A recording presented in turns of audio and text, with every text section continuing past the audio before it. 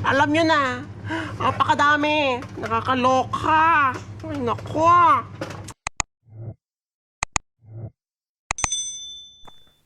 Char!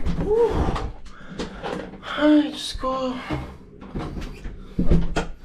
Nakahinga rin tayo. Babanyo lang ako, guys, para huminga. Hello, guys. Ayan. Welcome to my vlog. Diyos ko, kamusta na kayong lahat? Quick vlog lang to. Short vlog lang to. And update lang tayo sa mga buhay-buhay. Kung ano mga nangyayari sa atin. Yeah, it's been 5 days. Ilang araw na ata. Yeah. Since tayo ay nag-vlog, again, maraming salamat po sa lahat ng mga nag-support sa mga recent vlogs ko.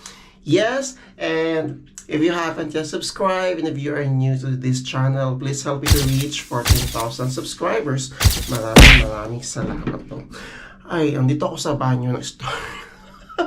Magka alas 9 na. Hindi pa rin ako tapos. And napakadami talagang turista. Napakadami ng tao. And every day, mula nung nag-April yata. Yeah. Oo. Nahihit namin yung quota. Kasi ang lakas-lakas talaga. Daming tao. So, ito, humihinga lang ako ng konti. Yeah, kamusta tayo ngayon? Surviving? Kasi April pa lang, pero laban na. Yes. And mamaya, I will show with you guys yung store. Kung paano ako umuwi, bago ako umuwi, at yung mga ginagawa ko, mga ritual ko. And sa ngayon ay tatapusin ko lang talaga ang mga ginagawa ko. Mamaya magkukwentuhan tayo. Yeah, so labas muna ako, guys. Huminga lang talaga ako. Kailangan kong huminga. So bali, ito pa. May kailangan pa akong tapusin dito sa labas. Every night naman nag-extend ako. So, kailangan ko... Kita niyo ba ako, guys? Itong paleta. Yan. Sure po kita niyo. Ayan siya. Ayusin natin.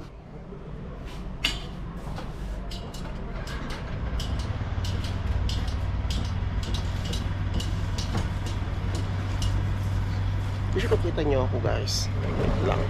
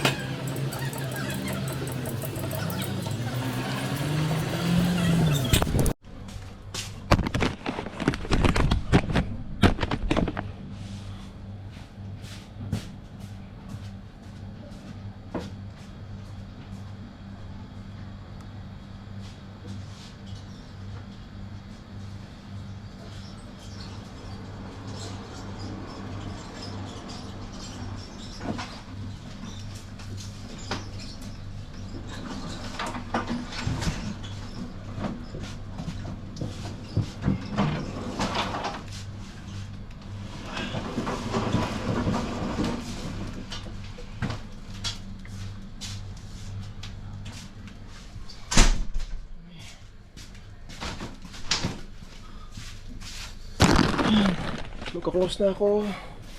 Tapos na ako. Pero magka-extend pa ako. Kaya hindi ako umuwi na eksakto ng alas 9 ng gabi. Magka-extend talaga ako lagi. Wala akong pakialam kung di alam. Hindi ko na sinasabi sa amo ko na nag-extend ako, guys. Basta sa akin lang talaga. Hindi naman totally yung ilang oras na extension.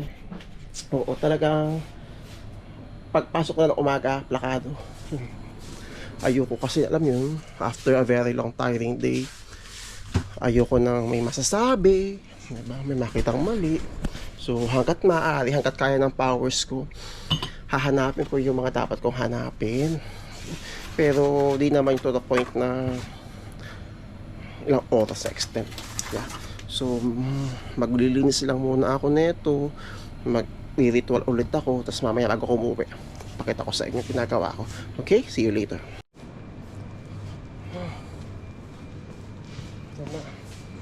Tapos na ako. Pagod. Ang dami talaga tao, guys. Ang bagay ko ngayon. Magmamap na ako ng floor.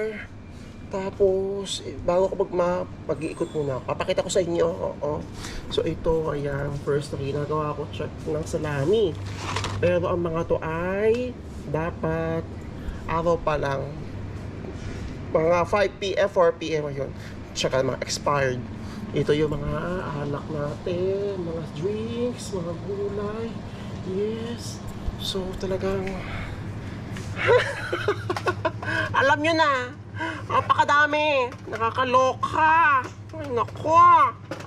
Oo. As in, kanina talaga kada refill ko. Ayan na, nakausad na naman siya. Hindi talaga maubos-ubos. Kaya yung mga paleta rin naipon din sa akin eh. Hindi rin siguro natapos sa pang umaga sa sobrang dami. Oo, may mga gatas pa tayo dyan. Okay nga nga, diba?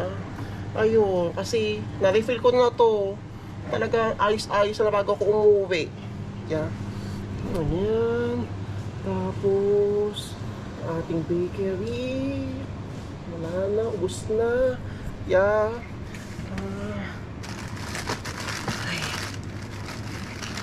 Upload pa ako dito. Paulit-ulit lang naman yung ginagawa ko, guys. Pero pag talagang summer na, as in, masakit na sa katawan. Lalo na siguro pang umaga ako, nag-deliver ako sa port. Itong week na to talaga, nirequest ko lang sa amo kong panggabi na ako. Kasi every Tuesday naman, papanggabi ako. Kasi napapalit ako ng presyo. Ako din na nakatoka doon. So pag Tuesday, nag-extend ako. Pinakamatagal na hanggang alauna na madaling araw. Kasi sobrang dami ng presyo kong pinapalitan. Pero hindi ko pa lahat nakikita yun, guys. May mga products pa na ako hindi napapalitan ng presyo. Kaya sa umaga talaga, double check nila. Sorry. Ayan pa. Ating mga cakes, mga biscuits. Ayan pa. Meron rin dyan. At ang ating mga yogurts, gata sa fridge din. Ikot-ikot lang. Ayan, mga chips. Ayan, napang alak pa ulit. Ayan, mga syrup juice, chichiria. Ayan, mga juice. Ayan, guys, ganyan po ang buhay ko sa loob ng ito na, pangatlong season ko sa supermarket. Yes, talagang raos ng raos lang talaga tayo. But alam mo yun, hindi naman laging talagang hahamunin ka talaga eh. Ang pagod, ang pasensya. Second aisle tayo. Ayan, mga pasta naman. Ayan, mga Wesley. Yeah. Ayan. Mga pasta. Tapos mga pagkain sa bata. Ayan. Mga chai, tea. Yes. Oh, na-out na po ako ha. Baka sabihin niyo while working ako ay gumaganito. Tapos na po ang trabaho ko. And alam naman ng amo ko vlog. Yes. Ayan. Ganyan ang ating second aisle. Oh, lakado. Nakakaloka. Last aisle natin, first aisle supposed to be mga dalata na. Mga shampoos.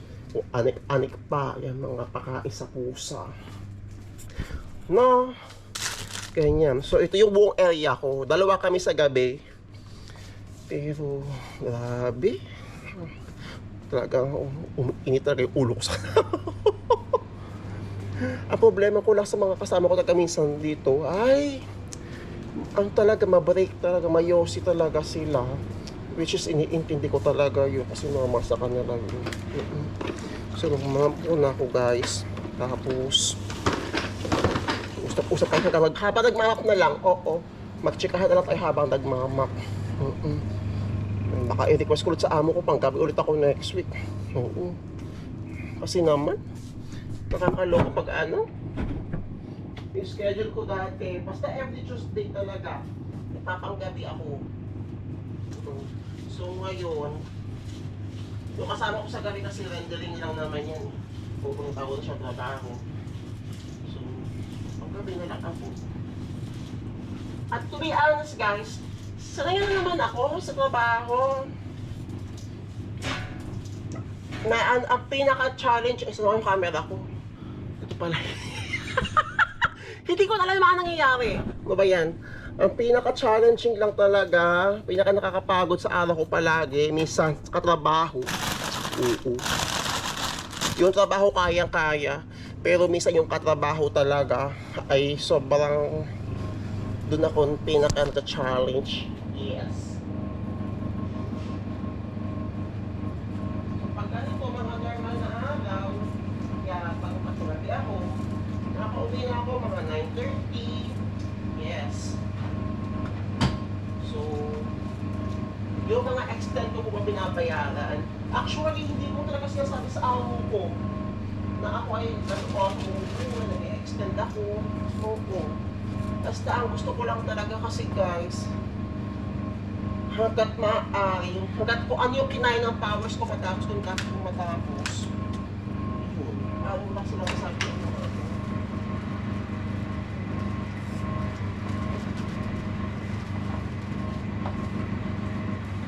Yung kasama kong babae, pinauuwi ko na. Isa lang kasi itong map namin. Tsaka, ewan ko ba, minsan talaga may mga araw na mas gusto kong mag-work mag-isa. Tulad kanina niyan. Kasi gawa ko talaga sa harap ng mga customer. Wala akong pakialam kung ano siya. Basta ako pa talaga pag trabaho. Oo. Mahaba-haba ng pila. Tapos gusto pa niya mag-break mo naman. As in. Ang dami niyang break. Sabi ko, hindi mo ba nakikita yung linya mo? Ang pakahaba ng linya mo. Ay, ang pakahaba ng linya talaga. Ay, ito.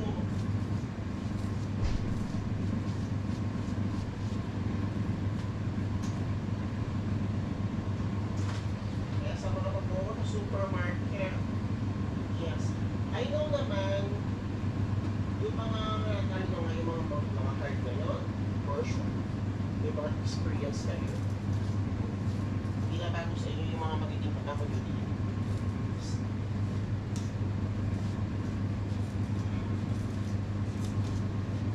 Nahamiyak talagang tao. So, baka nakadalawang cruise ship. Dalawa ata yung cruise ship na nakapark malapit sa port. Malapit din ako sa port. Kaya itong mga nagsaan talaga yung mga tao dito sa branch na to. Kasi nasa loob din ako ng shopping center. Yes. Huh.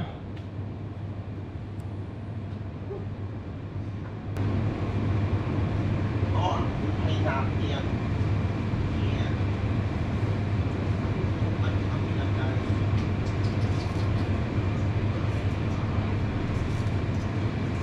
Sa mga nagtatanong guys, paano yung alam mo yung pakiramdam na malayo ka sa pamilya pero kailangan mo magpakatatag?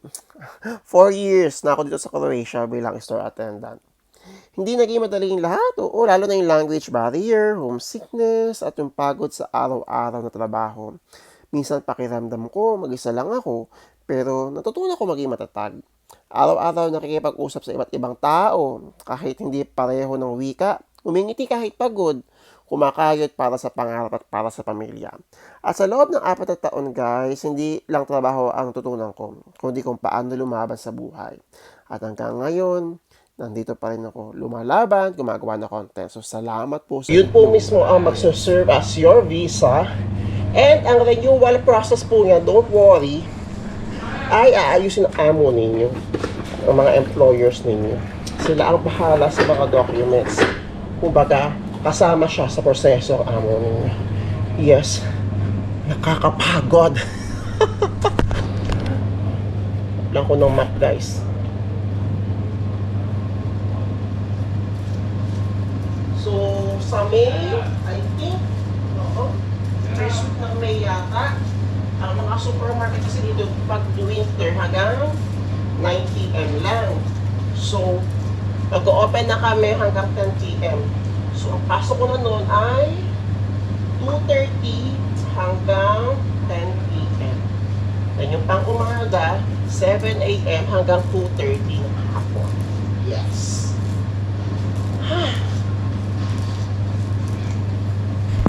Ayan. Kata nyo? Okay. Pagod.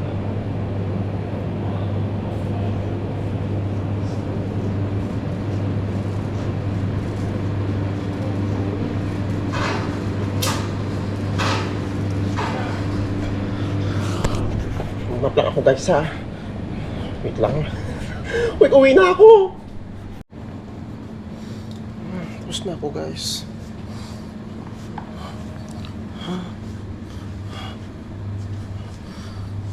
Mag-aalas 10 na ng gabi.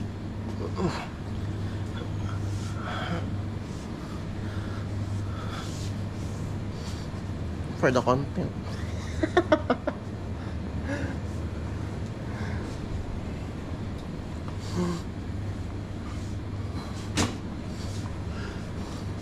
Pero alam niyo, to be honest, iba rin talaga yung naging experience ko dito. Talagang hindi ko akalain. Hindi naman ganun kalaki yung sahod ko guys. Huwag yung isipin na sobrang laki yung sahod ko dito. Iba-iba every month ang sahod ko dito. May basic ako, pero iba-iba pa rin.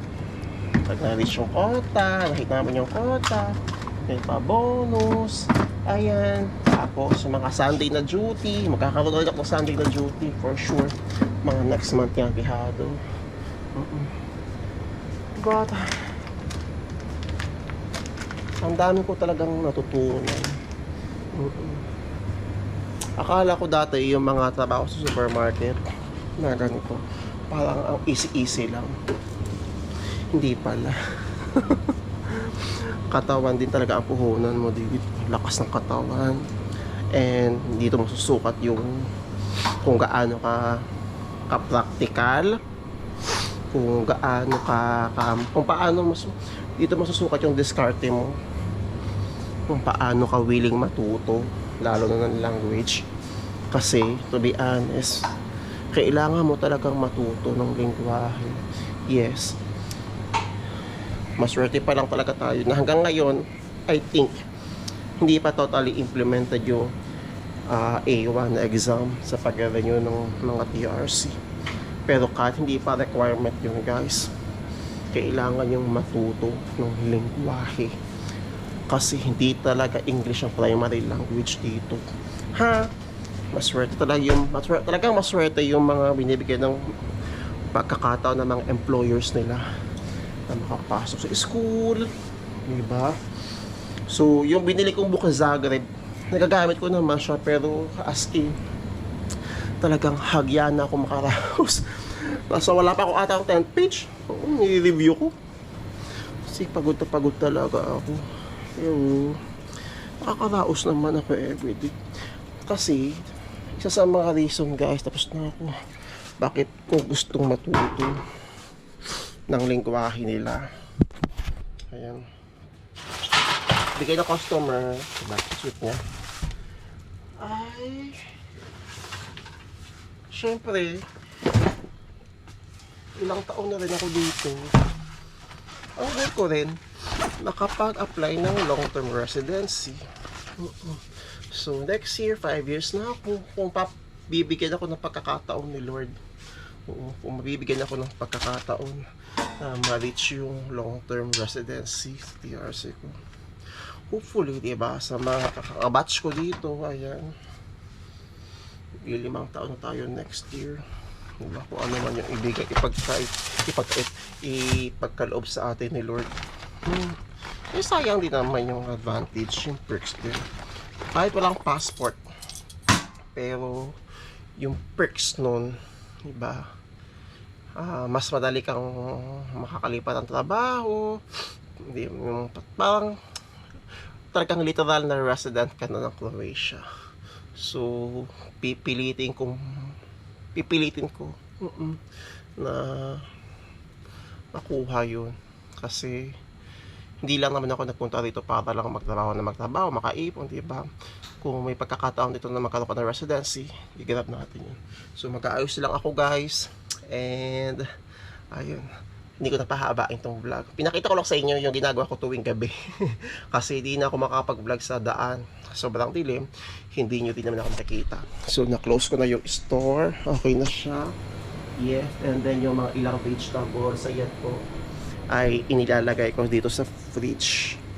Kasi sarado kami bukas sa Sunday. So Monday, balik na. Sila na bahala sa Monday.